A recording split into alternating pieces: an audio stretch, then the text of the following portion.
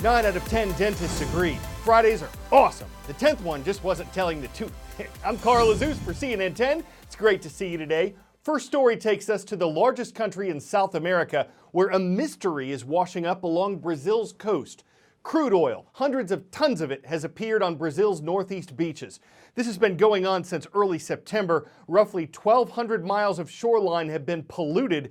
The mystery here is where it came from. No one knows yet.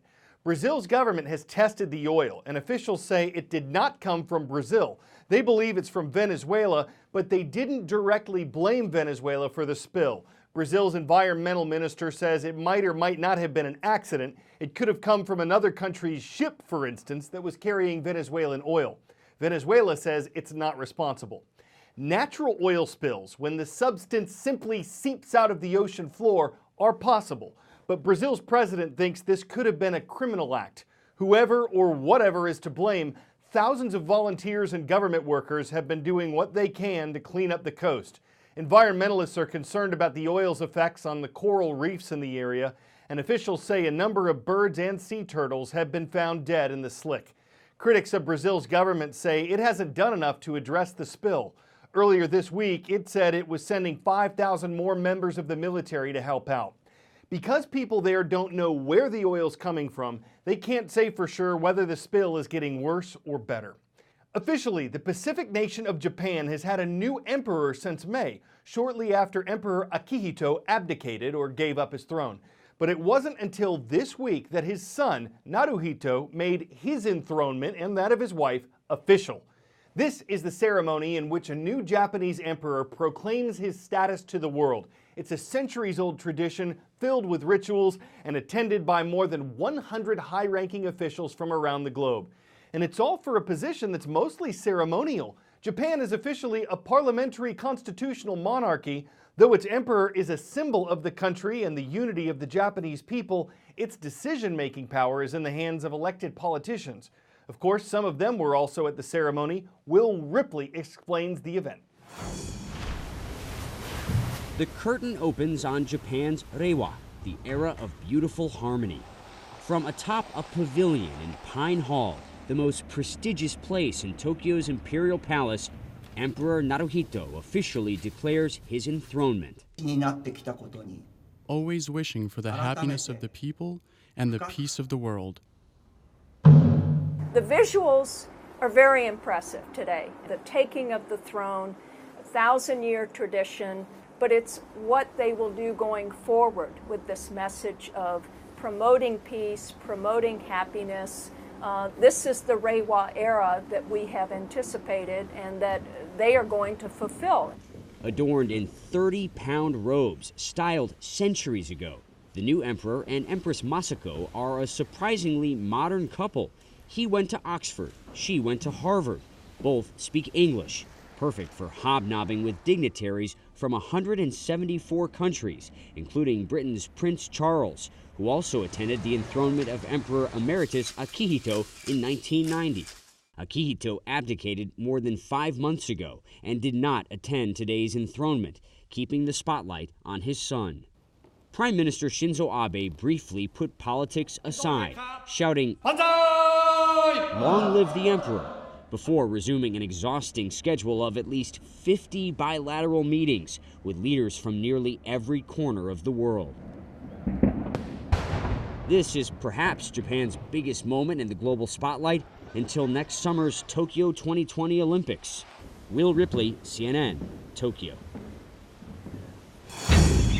10-second trivia. Which of these historical figures might not have actually existed? King Arthur, St. Patrick, Alexander the Great, or Joan of Arc? Everyone here is historically well documented except Britain's legendary King Arthur. Legend has it that only Arthur, as a boy, was able to draw the magical sword from the stone, indicating he would be king.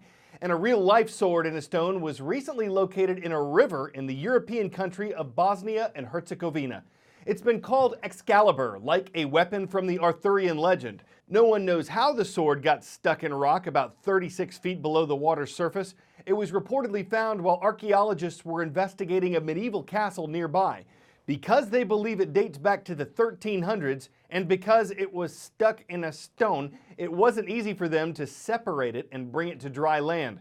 There aren't a lot of medieval swords found in this part of the world. The last one was located 90 years ago, so researchers are hoping to learn more about the region's history from the modern discovery.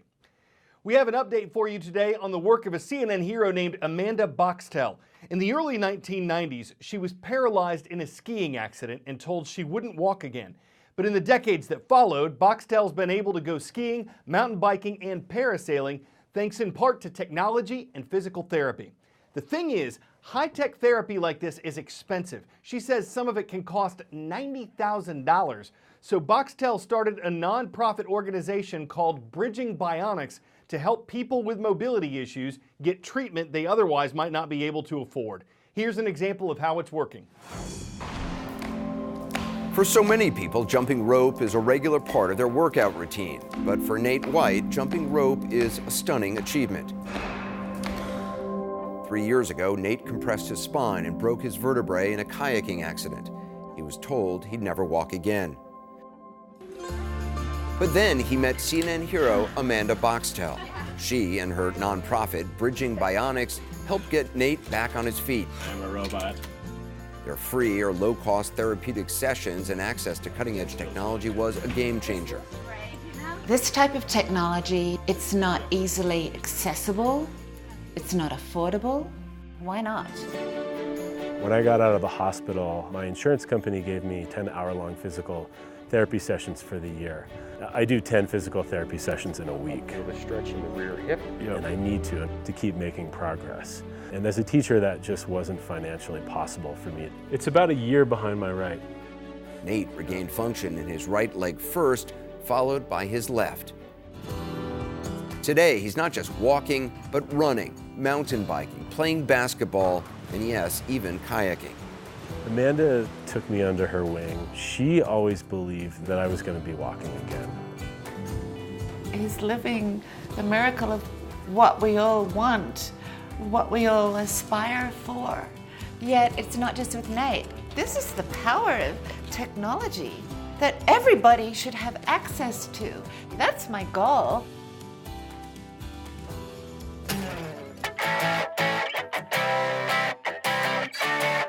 Last month, we told you how scientists said they taught rats to play hide and seek. Can rats be taught to drive?